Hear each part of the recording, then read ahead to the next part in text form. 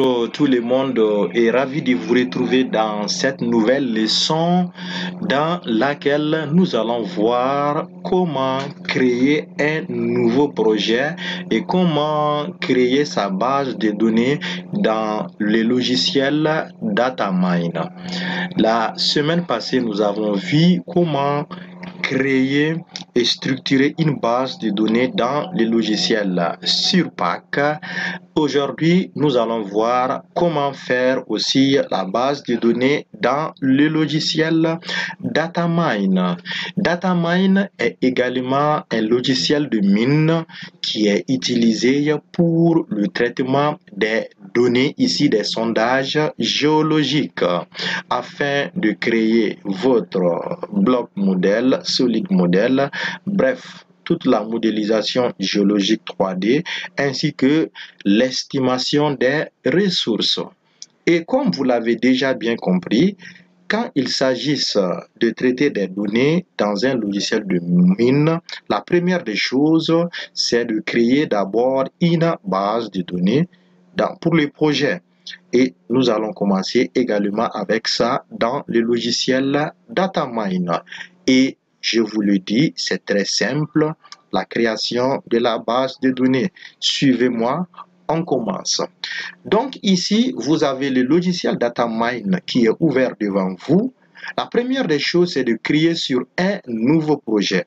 Oui, parce que comme c'est nouveau, nous venons de commencer, on va cliquer sur un nouveau projet. Mais également, si vous avez déjà travaillé sur un projet avant, vous pouvez encore ouvrir ce projet en cliquant sur Open Projet et chercher ce projet pour l'ouvrir. Donc, nouveau projet, vous pouvez cliquer soit ici ou venir ici et cliquer sur Nouveau projet. Donc, vous avez le choix. Cliquons sur Nouveau projet. Donc, quand on clique sur Nouveau projet, la première des choses que le logiciel va nous demander, c'est de donner un nom à notre projet. Et ce nom dépend entièrement de vous. Ici, on peut prendre par exemple, nous pouvons prendre exploration. Exploration, c'est juste un exemple. Ensuite, le logiciel vous demandera de choisir l'emplacement de votre projet. Il y a déjà un emplacement par défaut qui est à ce niveau et comme vous le savez, le projet est très important. Il faut choisir un emplacement sûr, créé juste pour ce projet. Cet emplacement, vous avez l'option ici, il suffit de cocher sur les trois boutons qui vous connectent automatiquement dans l'interface de votre ordinateur, de votre machine. À partir de cette partie, vous pouviez aller sélectionner votre emplacement sûr, qui peut être sur un disque dur externe, sur le disque local ou sur le bureau. À vous de chercher l'endroit qui vous convient. Ici, qu'est-ce que nous allons faire? Comme c'est un exemple, nous allons partir directement sur le bureau et nous allons choisir un dossier au hasard. Par exemple, je vais prendre ici dossier Landstat. Dossier Landstat, je clique sur formation. Je clique sur formation et voici le dossier que je vais choisir. Et si également, jusqu'à présent, vous n'avez pas ici un dossier dans lequel vous voudriez enregistrer le travail, vous avez également la possibilité de créer un nouveau dossier dans votre ordinateur à partir de cette fenêtre en cliquant sur créer un nouveau dossier. Automatiquement, vous pourriez créer le dossier. Nous, on va se contenter de ce dossier formation et on clique après OK. Une fois qu'on clique OK, on vient au niveau des Project Settings, les paramètres du projet. Dans les paramètres du projet, vous voyez qu'il y a des cases. Par exemple, la première case nous dit Detect new file in the project folder when the project is open. Cela veut dire de détecter les nouveaux fichiers dans le dossier du projet quand le projet est ouvert. automatiquement, si cette case est cochée, tous les fichiers qui sont dans le projet apparaîtront, seront détectés quand vous êtes en train de travailler sur le projet.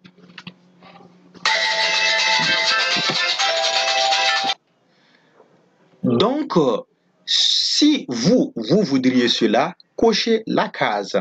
Ensuite, la deuxième case nous dit de détecter les fichiers ajoutés ou supprimés du projet quand le projet est ouvert. C'est en anglais aussi. Detect files added to or removed from the project folder while the project is open. Là également, ça va permettre de faire à chaque fois une mise à jour des fichiers du projet. Également, vous avez Automatical Update Project. Il suffit ici ça nous dit ici de charger automatiquement le projet. Donc, à vous de regarder ce qui vous convient et de cocher. Nous allons nous limiter aux 3. Ici aussi, si vous voulez que les fichiers soient compressés automatiquement, vous pouvez cocher également cette partie. Donc, une fois ceci fait, nous allons à la partie OK pour valider les paramètres. Et donc ici, nous allons cliquer sur Suivant. Suivant, vous voyez ici, le fait de cocher la première case, automatiquement tous les fichiers qui sont à ce niveau ont été chargés. Donc, on clique encore sur Suivant. Your project is ready to create. Votre projet est prêt à être créé. Donc là, nous allons tout simplement valider en cliquant sur Terminer. On clique sur Terminer. Donc maintenant, nous venons de créer un projet avec un emplacement. Tout ce que nous allons faire sur ce projet va être au niveau de cet emplacement. C'est très important. Ceci nous permettra de prendre, on peut même délocaliser le projet sur une nouvelle machine, ainsi de suite.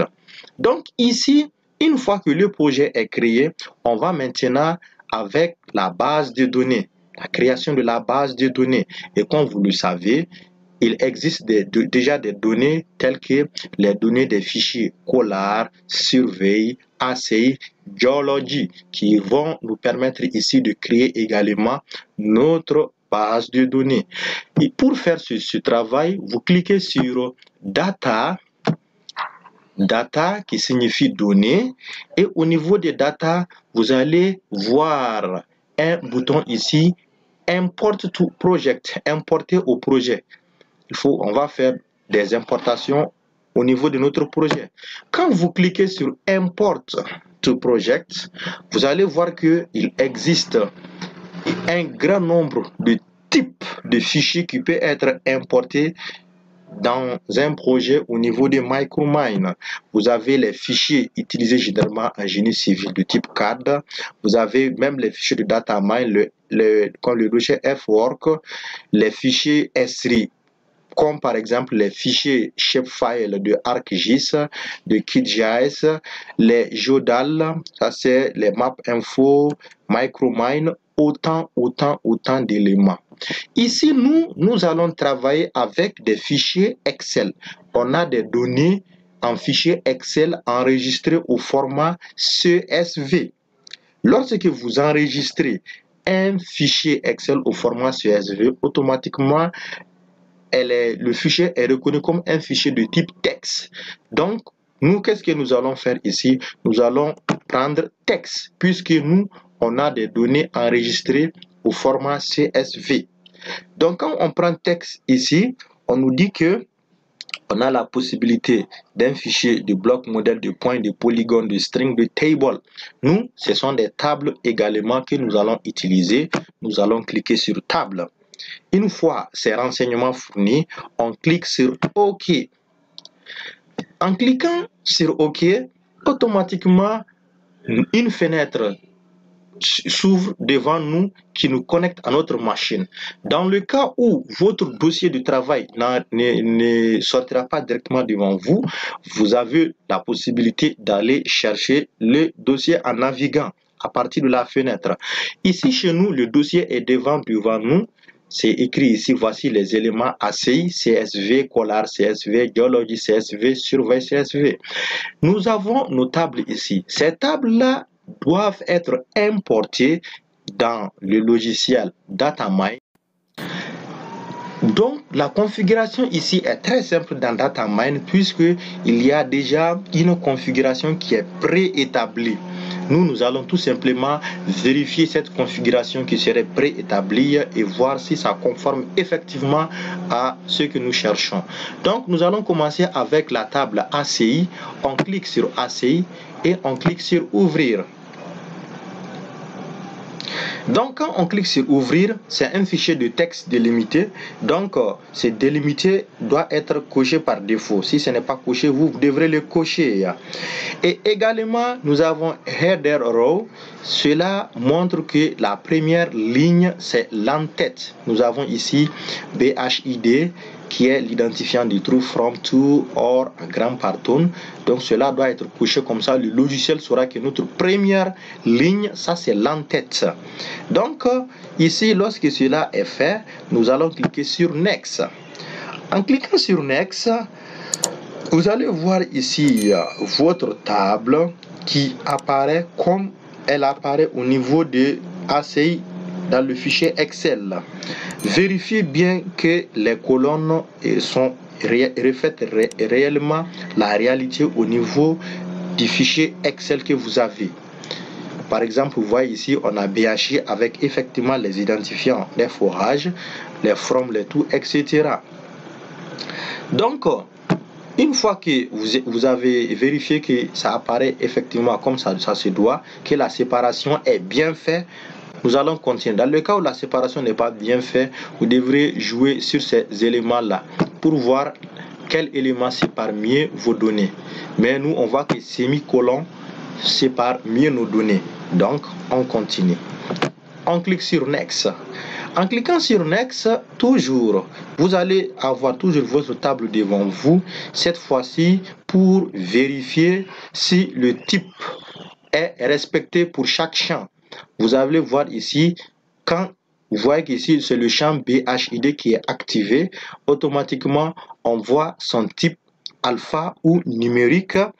Nous regardons si effectivement ça correspond avec le type que nous voudrions. On garde ça. Effectivement, on a ici des caractères, vous voyez, AIR 001. Donc, nous allons garder alpha. Quand on clique sur From, vous voyez que From ici, on n'a pas des caractères, on a plutôt des numéros. Ce sont des valeurs numériques. Donc, le logiciel a coché numérique. Effectivement, ça correspond au type de champ sur lequel on vient de cliquer. On avance surtout jusqu'à la fin. On voit qu'effectivement, les paramétrages ici sont bons. Pas besoin de modifier quelque chose. On clique maintenant sur Finish. Notre table est configurée comme nous la voudrions. On va tout simplement valider en cliquant sur Finish. Et en cliquant sur Finish, on va cliquer sur OK. Nous avons la localisation qui était déjà définie avec le projet. Vous voyez ici, renommer les champs, importer des champs. Nous, tout est déjà OK chez nous. On clique sûrement sur OK pour valider.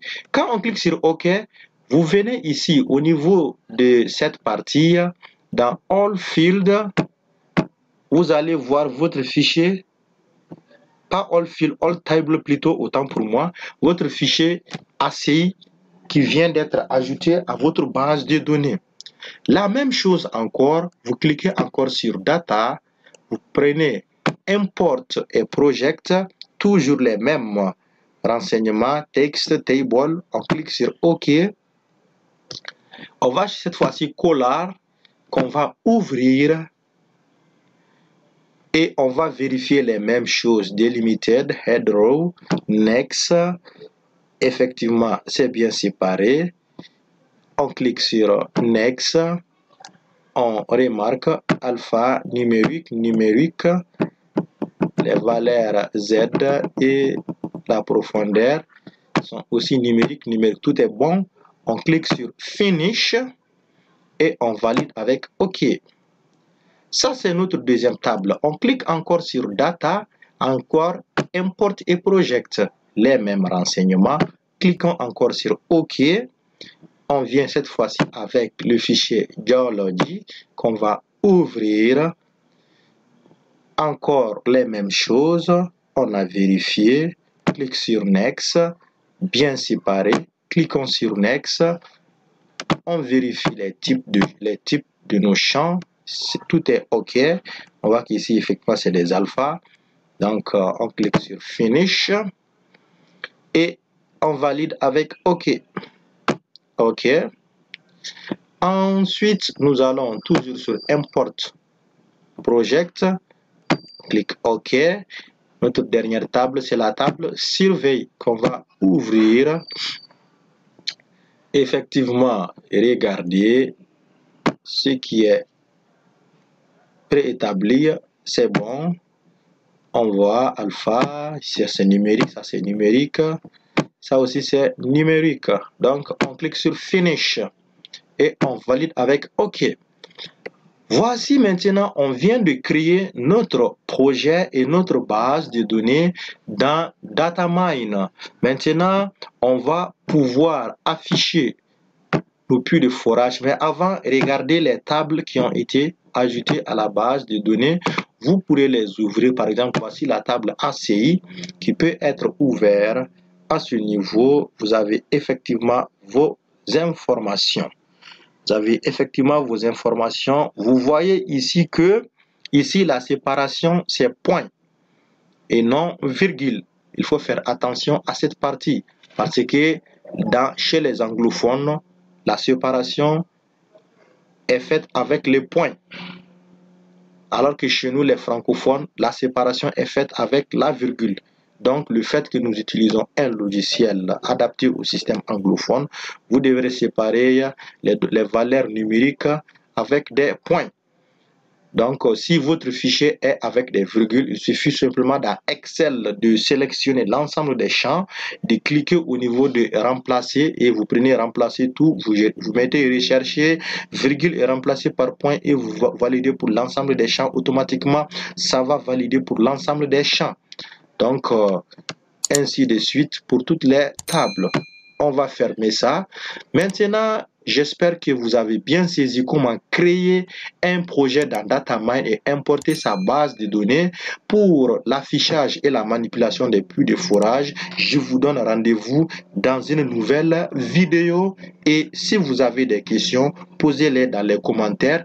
Quelqu'un aussi qui n'a pas le logiciel Datamine, qui veut l'avoir, vous pouvez m'écrire ça dans les commentaires pour que je vous envoie un lien vous permettant de télécharger le logiciel. Sur ce, portez-vous bien et à la prochaine.